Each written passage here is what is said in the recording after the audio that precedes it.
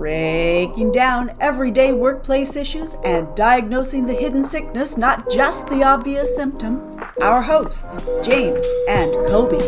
Did we lose a patient? No, that's just my lunch. Hey, thanks for joining us. I'm Kobe, he's James, and we're going to do something a little bit different today. We're going to answer some questions posed to us by you, our faithful listeners. Yeah, these are some great questions that have come up in conversations. They've come up in some of them in our client work, or they've been asked directly by our listeners. But just before we jump into the actual questions, I want to let you know that there's now a really cool option in the show notes to text us your thoughts or questions. Unfortunately, we won't be able to reply to you through the service that offers this, but it is there to give you an opportunity to kind of share your opinions or your thoughts with us. Yeah, whether it's a thumbs up or it's a criticism of how gravelly and awful sounding James's voice is, it's just an opportunity for you to share thoughts with us. I also want to do a quick shout out for our newsletter that we're collecting email addresses and stuff for. There's a form in the show notes where you can sign up for our new quarterly newsletter that's going to be launching in the end of September. So make sure you check that out while you're checking out the cool message option. Because you need to listen to us more. I'm sure that's the takeaway here. Anyways, let's get into some of the questions here. So the first one that I want to ask you, Kobe, is, it sounds like a straightforward question. You know, what is the difference between onboarding, orientation, and upskilling? But to give you a little bit more context to how the conversations have kind of come to light, there's often a real need or push to standardize a lot of onboarding or orientation pieces across businesses, especially when there's multiple business units or there's multiple locations. Orientation is something that happens haphazardly. Onboarding is something that doesn't happen at all in some cases. And upskilling, again, is another piece of that. But what we find is that people sometimes use those three terms interchangeably. So what's the difference between them, I guess, is the easy place to start. But when should we be using these, and what are some best tools to use to accomplish the goals of orientation versus onboarding versus upskilling? Yeah, it is something that comes up a fair amount as the businesses are kind of growing, because it is really good to have some standard. It's excellent to have standardized processes when it comes to things like around training, because you want consistency, you want equal access for all employees, you want everyone to kind of have the supports they need to be able to kind of quickly get into their job and start having successes in it, right? And so kind of quickly, I can kind of give you kind of a rough breakdown of the three, just to kind of make sure we're all on the same page. I mean, orientation is really more of that general information, like, here's stuff that you need to know while working here. And it can often be like, here's the parking processes and the security codes, and here's where the bathrooms are, and here's when your payroll comes. It's usually more of informational pieces, just things you're supposed to know about working. Like, it's often scheduling. It's very just more of like an information dump. Right. And I mean, very, very important stuff. And often you're feeding people through a fire hose kind of when you're first kind of doing it. But having that general people to at least refer back to is a really helpful thing for just kind of being able to be oriented into kind of your new job and the new kind of like, where everything is and everything. Really just making sure that people have the key core information that they need about the new company that they're joining. Yeah, and some companies might want to make them a little bit more expansive and talking about kind of like, here's kind of our general philosophy when it comes to dealing with customers, or here's kind of like, how, the goals that we have when we're trying to build relationships with people. Almost like trying to put everyone on the same page is really kind of what orientation is, as far as like, again, just giving people general information of things that they should know. And it's really that more of just, here's the things you're supposed to know. It's not necessarily training. It's just like I say, it's really more of the information dump. We're onboarding is more of the preparing them to be successful in their role, going from an outside person to an inside employee, right? So this is really more about, this is how we do things. This is more about, like, changing the ways that they are doing, kind of like, how they're used to doing the work to the ways that we want the work done. It's really about trying to kind of transform someone from a former employee of another place to our employee. That's really kind of what the onboarding process really is trying to do. It's about that transformation. So onboarding them to the specific software that you use within the company, those Right. types of pieces are really kind of standard onboarding practices. Exactly. So it's almost like, here's, like, here's what you need to do your new role, and here are the new expectations, or the guides that we have for what good work looks like. That's kind of really the heart of what onboarding is. Whereas upskilling is more like, people that have been in the job for a while and are trying to almost like become either better at what they're currently doing or build a broader skill set. And that's usually more hands-on, more involved, more mentorship led, or it's like training and then application. It's really about kind of implementing new skills, is really kind of what upskilling is, having them be better today than they were yesterday at these specific things that we're trying to kind of improve on them and upskill them for. So the use of those three things is kind of like, again, orientation, brand spanking new, like your first day or your first few days. Onboarding can often take up to a month of a new employee, depending on how in depth it is. But usually they're really Or how many trying to. specific systems or pieces that they Yeah, need to learn. And there's exactly. a Yeah, lot like, that can be done in yeah. the onboarding realm. Exactly. It's kind of, how long are they the new person, right? Like, that's Yeah. really kind of what onboarding is. Where upskilling can be any and all employee, almost like permanently can fall into upskilling. It depends on if someone's trying to do something a bit better, trying to do something a bit new, wants to have a bit of career trajectory. That's really kind of where upskilling falls into. But going back to what you asked about tools or like, approaches. One thing that I like to explain this when we're talking to clients is I like to put on my adult education hat and talk about the learning processes that you can kind of count on to be effective in those three stages. Okay. So when it comes to orientation, it's about what we call rote learning or informational learning. It is really just a surface level, here's information that you need to know. It's like, when you don't have to go super in depth into how we train people. It really is just more about, here's information. It's kind of like how we do safety training. Here are the rules. Here's where you find information. And this is kind of stuff you need to be aware of and stuff you need to know. It's not about doing a real in-depth cognitive, process of learning. It's the most superficial kind of learning that we can do. And that's really, and the best, that's why the best orientation is more of, here's an introduction to everything, but most importantly, here's where you find everything. And when you Yeah. have the questions, here's where you go. And good orientation has good, like, books, binders, websites, whatever it is, where people can go and find the information that they need when they need it. Otherwise, you're trying to remember everything on day one and you remember nothing. Yeah.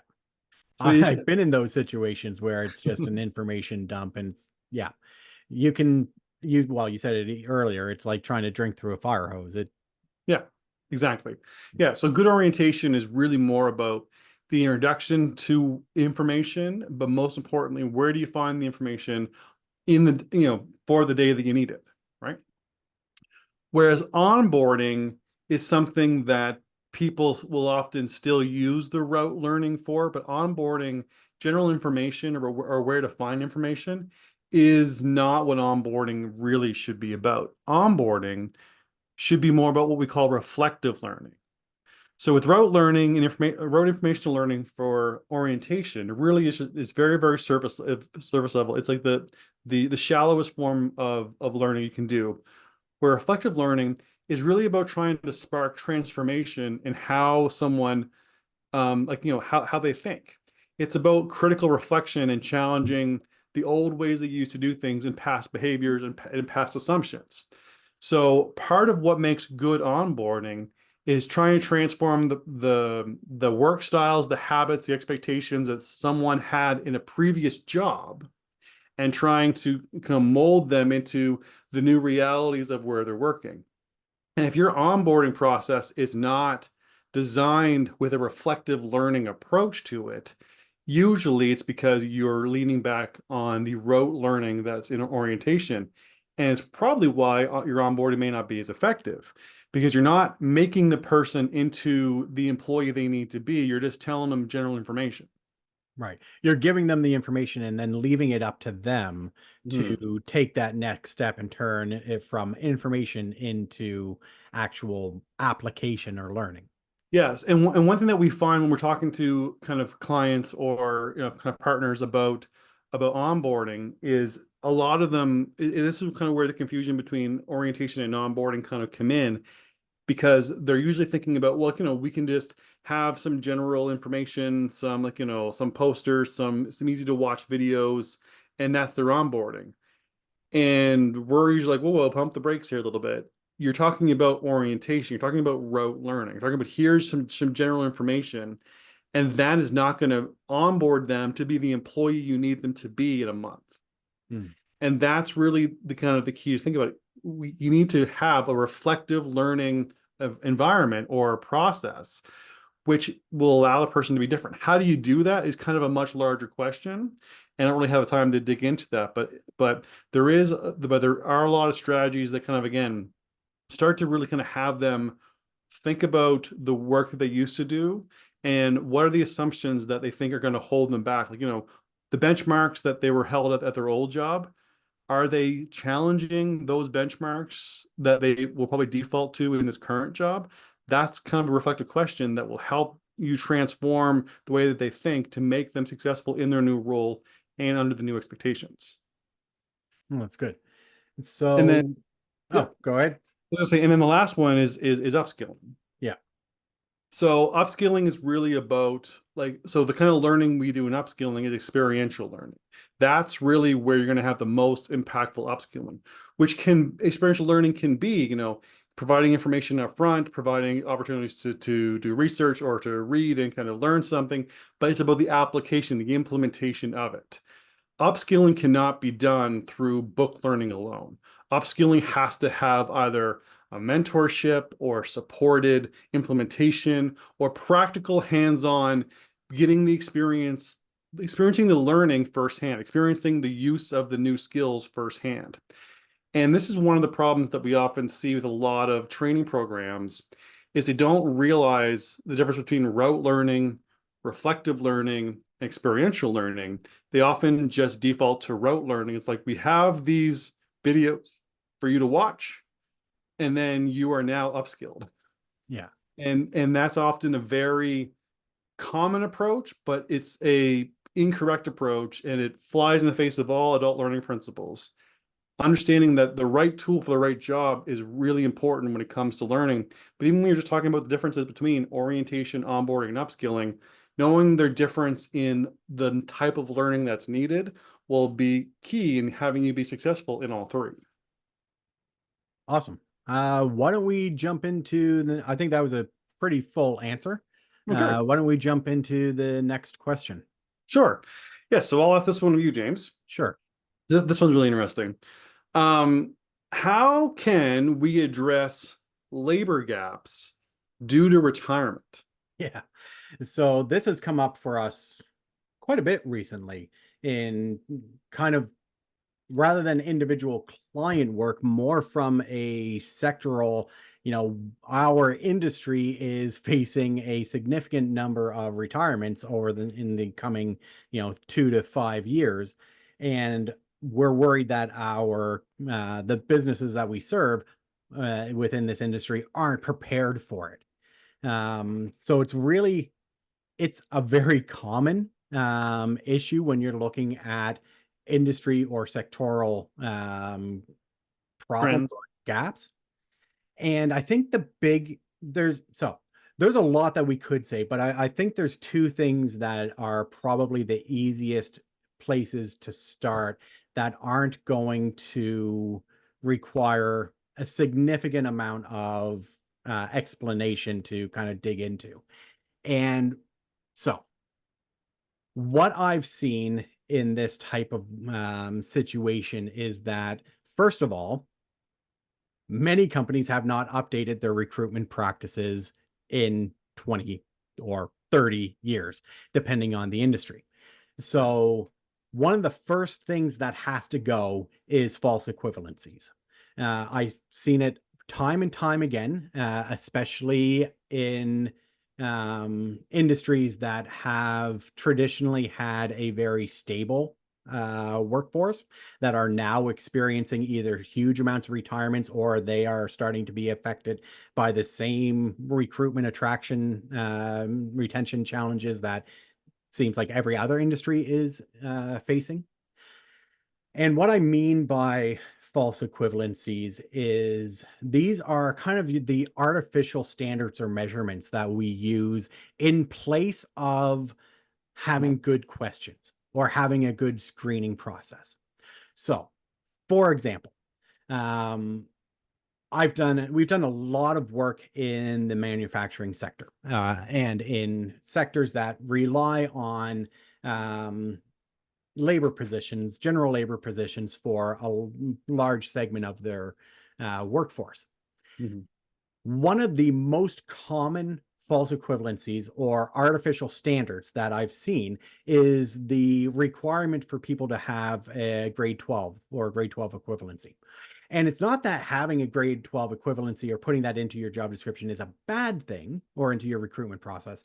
It's that you are if there's not a specific job requirement that requires somebody, in order to do this job successfully, they have to have something in that grade 12 high school graduation equivalency that without it, it will prohibit them to do the job. That's what I mean by a false equivalency. It's an artificial standard that is limiting your labor pool and is cutting out a large swath of potential applicants based on a standard that you've created that isn't actually reflective of what the job entails.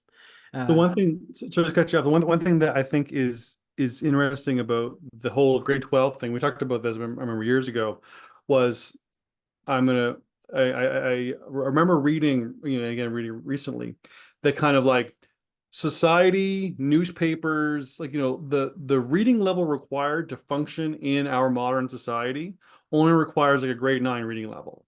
Yeah.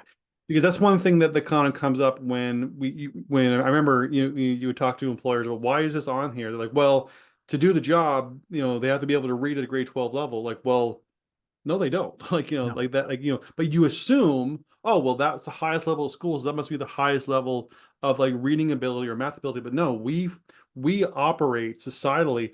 I'm pretty sure it was either a grade 8 or a grade 9 reading and math level. Yeah, I've heard those types of statistics for years and years and years. That it's, and I mean, I totally understand why we would use the benchmark of, the high school graduation, because that's a key benchmark and it shows that you can follow through and complete things. I mean, yes, there is value there. But what the problem is, I've seen, and where this becomes a problem, is especially in industries that are experiencing a large number of current or expected labor gaps. If you're already experiencing challenges recruiting people, and you're expecting that to continue or even, God forbid, get worse, and you have these types of artificial standards in there, you're limiting yourself in a situation where you have way more qualified applicants than you could ever need. Yeah, sure. Have a standard in there that raises the bar, because you, as the employer, are in a very fortunate position of having an abundance of excellent candidates. Blind That man. tends not to be the case. Right. People tend not to be in a situation where they have, hundreds of extremely qualified candidates to fill a position. Often it's, I'm desperate for more people. How do I fill these roles in order to keep my operations going? Right. And that's why the equivalency piece is something that really needs to, that false equivalency piece is something that really needs to go. There's value at times, but be cautious of kind of shooting yourself in the foot, and so to speak, of creating these standards that just cuts out a large swath of potential applicants. The other thing that I want to mention is something that I don't think happens nearly enough across the board with recruitment, and that's to rebuild your audience profiles. Do you actually know and understand who you are trying to attract to your job? I really like the analogy of comparing the labor market with the consumer market. There's a lot of really good correlations there that we can draw from. And what we do really, really well in the consumer market is we create audience profiles.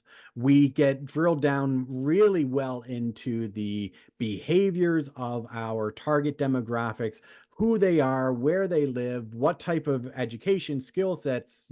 We really do an excellent job from a marketing perspective of understanding our customer profiles. We do not take that same type of learning and intention to the labor market to create our employee profiles.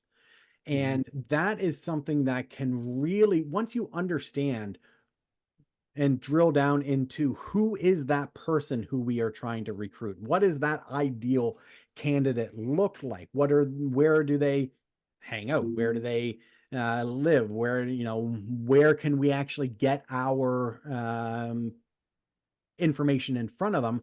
And importantly, how is what we are offering aligned with what they are expecting? What's our value proposition to that target demographic? Employee profiles can be yes, they are work to set up, to create, and you should be revisiting them and making sure that they're accurate year over year. But that understanding and being able to target people who actually fit your target demographic and profile will make you more successful in your attraction efforts.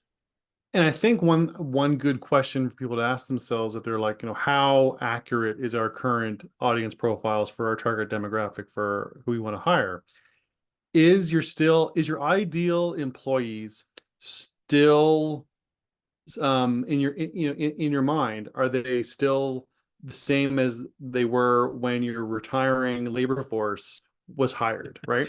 Are they just your exact, are they the people that are retiring in 5 years, only 30 years younger? Is that still your ideal audience, your main focus? If that's the case, that's a great sign. You need to start rebuilding your audience profiles.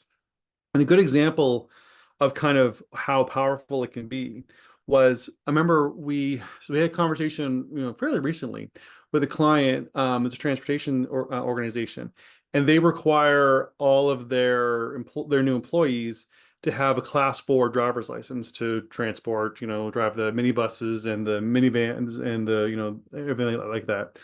And a big part of their recruitment for a long time had always been, so the driver's license in their province, it was called a Class 4, allowed them to drive, taxis and, like 12 passenger vans and that kind of stuff like that. And that was a minimum requirement. And that was a huge focus of the recruitment was, have to have a Class 4, have to have a Class 4. And they're like adults are in a recruitment issue, labor shortage. And so when talking to them, we're like, well, we need to revisit your audience profiles, because if your main target audience is the same as it was, 10 years ago, like, retired bus drivers or former truck drivers or, former military who drove trucks, if that's really who you're going after, that pool is drying up. And we said, and so part of it was, how important is the Class 4 license? Like, how big of a deal is it to have that and to get that? And it was kind of funny because, like, I didn't really know what it was to actually get it. And all required for someone to go from their regular, what's called a Class 5, which is just driving any kind of car, like, almost everybody has one of those, to upgrade to a Class 4 was like an eye test and a physical from your doctor. I Right. was like, are you serious? That's all that it is? Then don't make that the focus, because anybody can pretty much get that. Right. It should be just, But do you how have, many people are they turning off because the perception of yeah, what's required to get, oh, well, I need to go through it. I need an entirely different license. yeah. Right? We The make a fear of lot the of road assumptions. test. Yeah, well, yeah. I mean, right. It was bad enough when I was 16 doing my road test. Yeah, But no, it is a really interesting example. And I think it's a really excellent example of how the language we use and the standards that we set, they are very clear to us because we have the depth of knowledge of what that entails. right. But does your target demographic understand it the same way as you?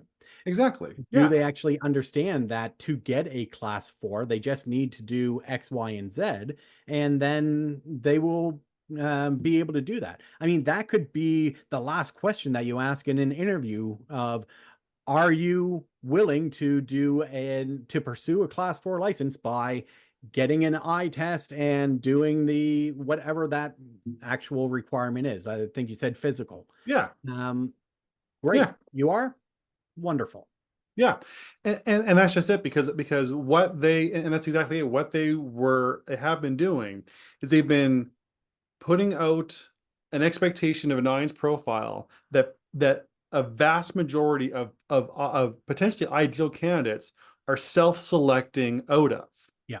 Because, like, for me, I am surprised even to this day that a license upgrade doesn't require a road test. I know for me, I at, whatever I am, mid 40s, would definitely not want to do another road test. Like you said, it was Yeah. awful at 16. I'm definitely not doing it again. So I would be like, nope, next job. But if that, but I didn't know, and the layperson wouldn't know that. So if your audience profile is unintentionally having people self-select out who would be ideal candidates, because you're putting out the messaging of either an outdated expectation of people, or you're just not thinking about it through the lens of how how great candidates Yeah. might be perceiving your job posting, then you're in trouble. Yeah, and I mean it goes with the use of jargon in your, like, it's really just, is your the more you understand your target demographic, the better you'll be able to answer the question of, will this language mean anything to them? Right. Yeah, exactly. So yes, I think that those are two really great things for people to take away from how do I address, again, like, labor gaps specifically, and they're not specific to retirement, but they're definitely, often kind of motivated by a lot of, soon retirements for people. Is again, do you have those false equivalencies, or do you have an outdated audience profiles, and that you're creating a situation where people are self-selecting out even though they would be excellent candidates, and it's arbitrary reasons or miscommunications that are causing them to not consider your positions. It's Awesome. good. All right, so I'll yeah, so no, actually, why don't you ask me the last question? Yeah, I'm gonna pose another one to you. Uh, Sure. this one is a bit more specific and kind of came to us. Um, and it's along the lines of a lot of our kind of new initiatives, people and culture initiatives, never really take off or gain ground. Um, how can we generate buy-in for anything new? So that is a very good, very tough question.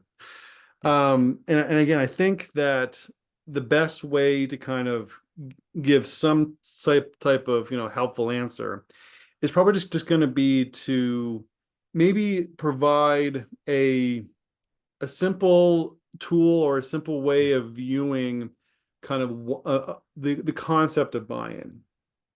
Now, I am a big fan of, we've brought this up before, of psychology and kind of some of the processes that either individuals or groups kind of go through as part of as how they understand and process and kind of work with information.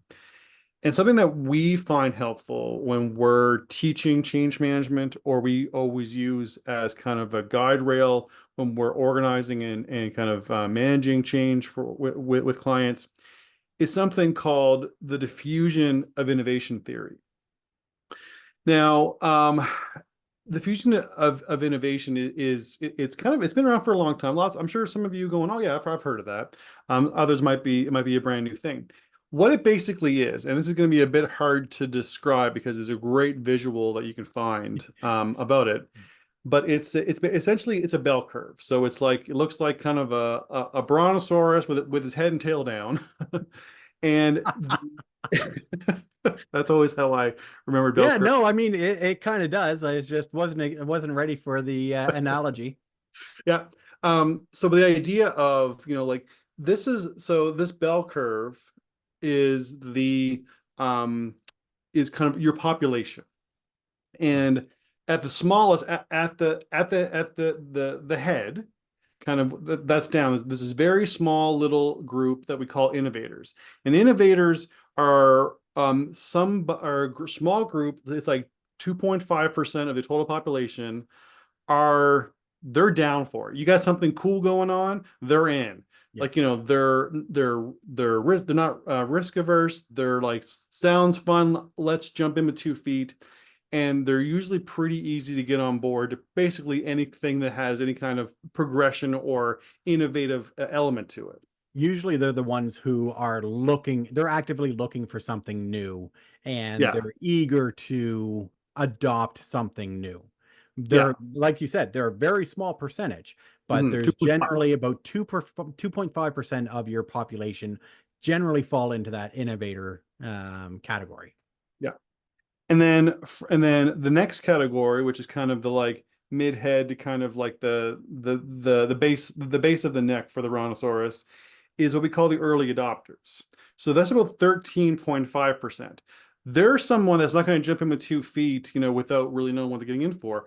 They're a group that could be swayed by kind of like, by like some signs of success, or even like, a really good plan. They're a group that will take on something new, that would pilot something with a good business case, or with a good logic case, or with some signs of success. And between the innovators and the early adopters, that is kind of your core 15% of your organization that you really need to get on board with anything, because they're going to be the 15% that you can probably convince through a pilot program, or through some type of, like, beta testing or whatever it is.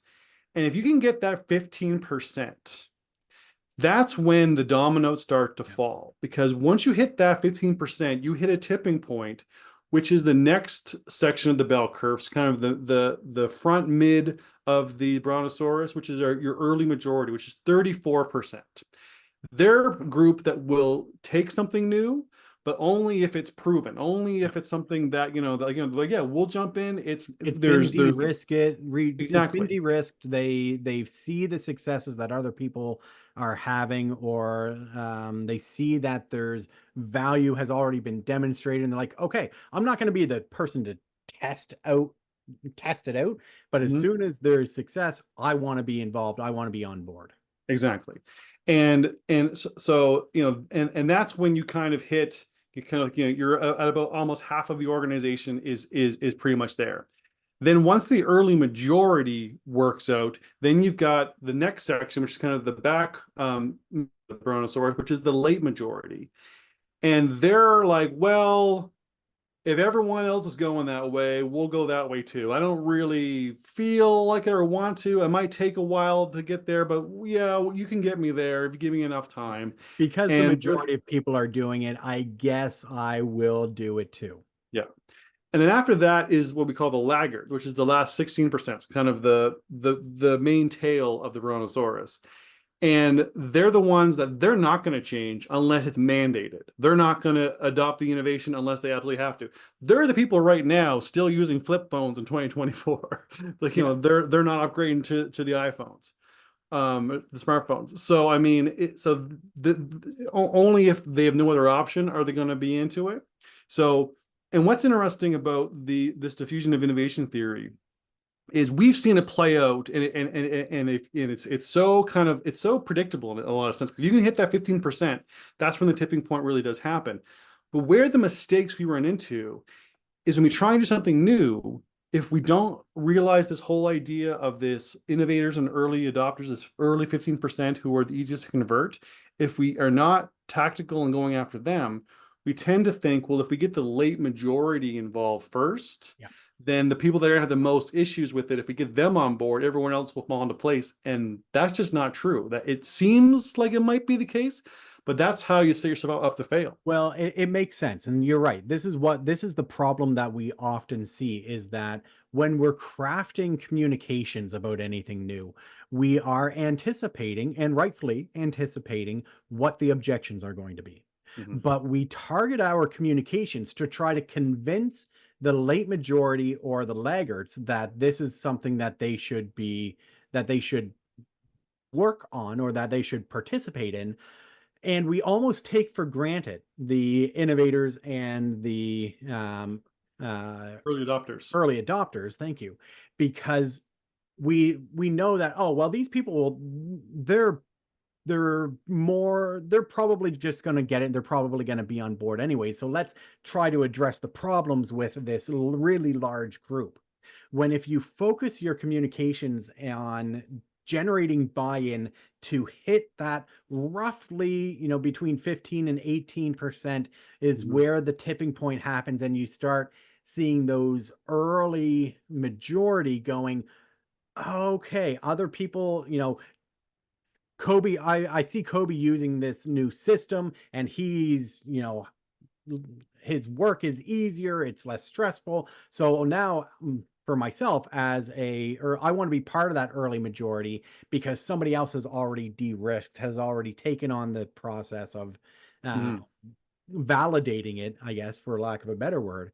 Yeah. And it really makes a huge difference if you can focus your efforts on, well, first you need to be able to identify who's going to be in those camps, but focusing your efforts there will absolutely generate a better buy-in for change. Yeah. Yeah. And again, this is kind of again the problem with us kind of giving this to you in a podcast is we're really giving you a theory and you have to figure out how to apply the theory to your real life situation. But what's great about this particular theory is that it's broken up in stages. It's broken up in components. So you don't have to again try to take the giant bite out of the elephant to at the very beginning of the brontosaurus, I should say. And you can actually, you've got small steps that you can work yourself towards completing it. So it's the idea of part of it is changing your approach and not trying to go after the Yeah. the hardest to convert first. Is going to be about building some success with the innovators, validating it with the early adopters, and then if you can get the early majority on board, that's when stuff will start to pick up its own steam and kind of almost like be its own, like the ball's rolling down the hill. Things are starting to have momentum's already there. And then the laggards, it's going to have to just be, once everyone else is on board, they're going to have to change just based on a mandate. You're going to just Yeah. have to make them. You don't Uh, do not waste your time, energy, and effort in trying to convince a laggard.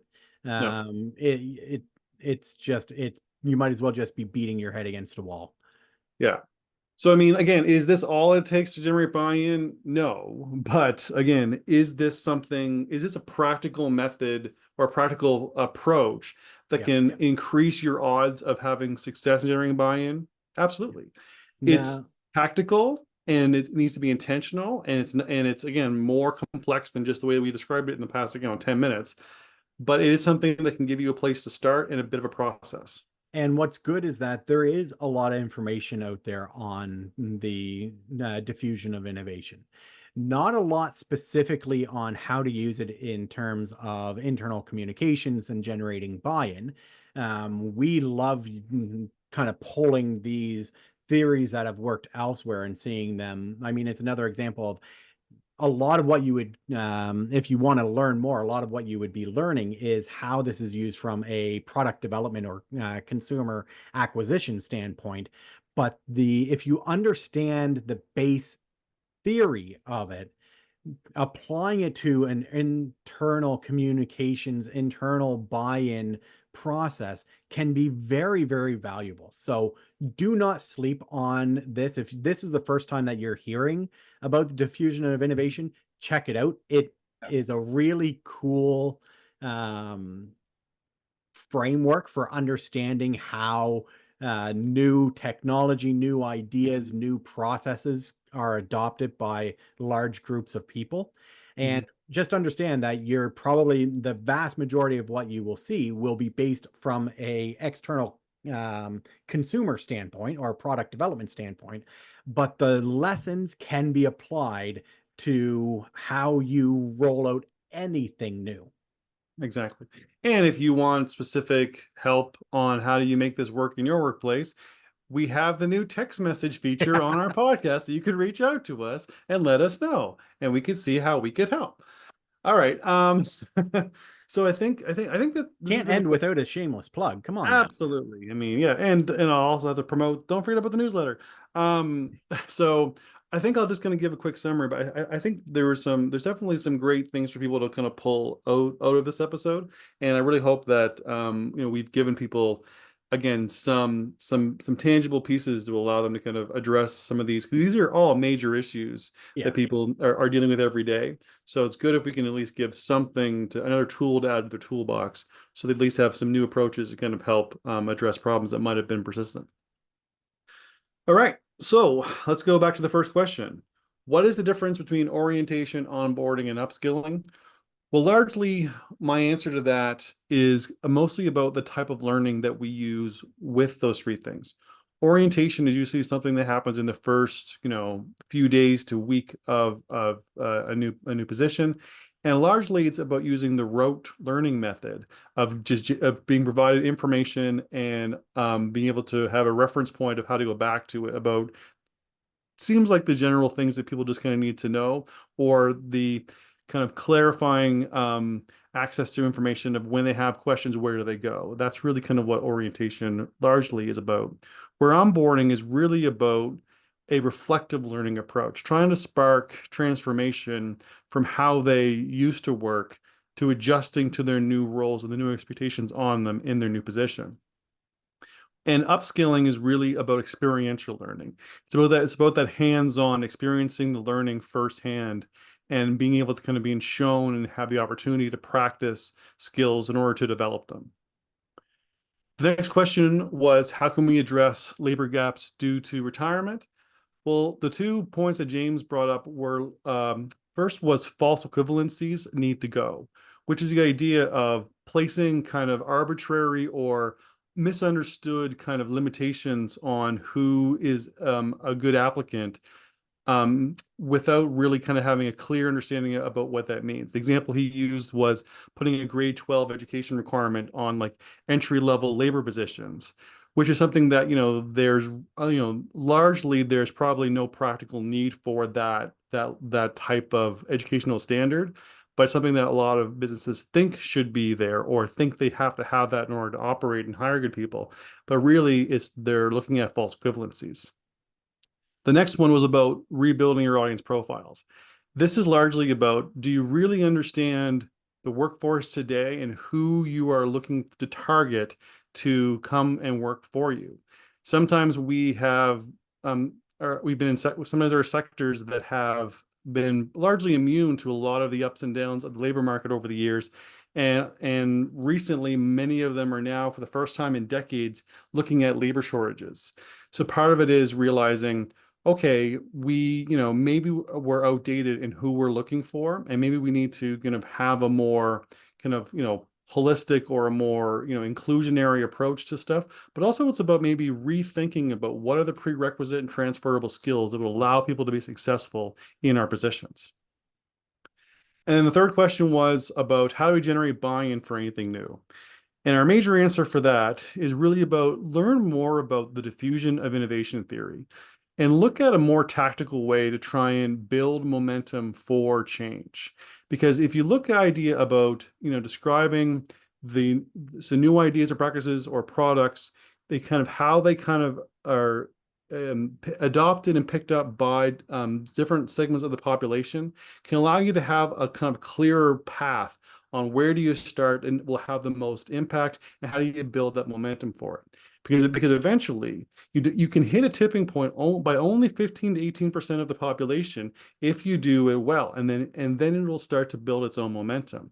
So part of it is just, this is a piece of a puzzle for a much larger kind of, a strategy around generating buy-in and change management.